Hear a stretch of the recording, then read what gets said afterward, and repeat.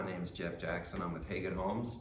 Today I just want to take a moment to kind of talk about how we always talk about quality and of course efficiency. So today I just want to emphasize on a few key items. I've got Scott with MPI Foam here today, and he's going to help us emphasize on the installation side of our efficiency package. So Scott, can you tell us a little bit about the product that we use and we incorporate into our homes? Yeah, so Hagen Homes does a great job of going above and beyond for energy efficiency. They have decided to go with spray foam insulation. So MPI Foam is a family-owned and operated spray foam insulation company. And what we do is we come in and completely seal the envelope of the house, which is above and beyond what most builders are doing with traditional fiberglass. Spray foam is a complete sealed system. So we seal all the way from the ridge of the roof all the way down to the exterior walls and down to the floor. It's a great system because it air seals, and that's what makes spray foam so beneficial. So you're actually keeping all your hot and cold air in that you're actually heating and cooling with, and you're keeping all that nasty hot or cold air out that you don't want in your house. So it's a great system. So it's awesome. Mm-hmm. So tell us a little bit. We use a open cell spray foam, and there's two different types of spray foam. Can you just elaborate a little bit on those two and why we chose the open cell? Yeah, there are two different types of spray foam. There's an open cell and a closed cell foam. The benefits of a closed cell foam is that it's a very structural strength to it, but on the downside, it's very expensive at the moment. The open cell foam is very cost effective, and it also does the air sealing, which is the biggest advantage of spray foam insulation, is the air sealing that it does. It also expands to fill all gaps, so you get a complete nice seal. You don't have any gaps of insulation around windows or electrical outlets. With traditional fiberglass, you see a lot of that.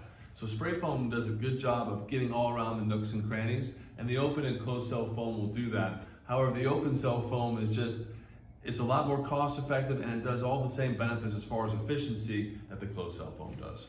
And it also allows a little bit of breathing, right? It does allow for air to go back and forth, right? It will allow moisture to wick through if it needs to. So if you had a roof leak, for example, with the open cell foam would saturate like a sponge, just like a traditional fiberglass would. It would show up eventually. And then it would show. It would start to drip, and then you would see the marks. With a closed cell foam is a vapor barrier. So what it does is it won't allow that water to come through that roof leak. Mm-hmm. So unfortunately, you would not know if you had a roof leak. Which can create a larger problem down the line. You can't fix it if you don't know about it, right? That's right. So you'd have to take extra additional steps to get a roofer involved to come and check your roof, which is always a pain to get an extra somebody to check it constantly. Okay, cool. So let's just talk about the actual field work, the process, real quick. We usually start with the windows, right? Around the windows and doors, there's going to be a very small gap. And what we do is we use a low expanding window and door foam to go around that. That'll create the air seal around the window jamb and the opening. Mm-hmm. So it'll be very, very efficient that way. So we start with that process. Then we would cover up all the windows and doors to prepare for the spray foam insulation. We plastic cover it up because we want to protect this as a finished space. One of the fun things about foam is that it can be a little bit messy. So there's a little dripping that occurs because it goes on paper thin and then it expands out over 100 times. So we want to make sure that we are protecting over electrical outlets, finished spaces, windows and doors.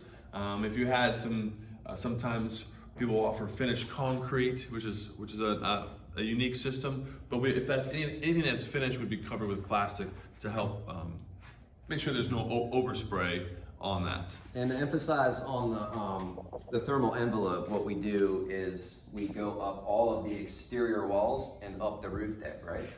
Yeah, try and picture drawing a house with a pen or a marker, and you cannot lift the pen or the marker up. The insulation has to continue all the way from the bottom plate all the way up the wall to the ridge of the roof, going up the rake of the roof, hitting the ridge, and then coming back down. Think of an igloo, if you will. It's a complete a great envelope of an insulation, and that's again another benefit. And now because your unit sits inside the envelope, which is again huge, it's not fighting opposite temperatures that it's trying to heat or cool All the at. ductwork, everything is All the inside of that ductwork, thermal everything is inside, which is great. It just makes the house a lot more efficient. Any air loss that comes off that unit, you're keeping that. You're not losing that like you would with a traditional fiberglass house. Spray foam allows you to keep it all in. Awesome.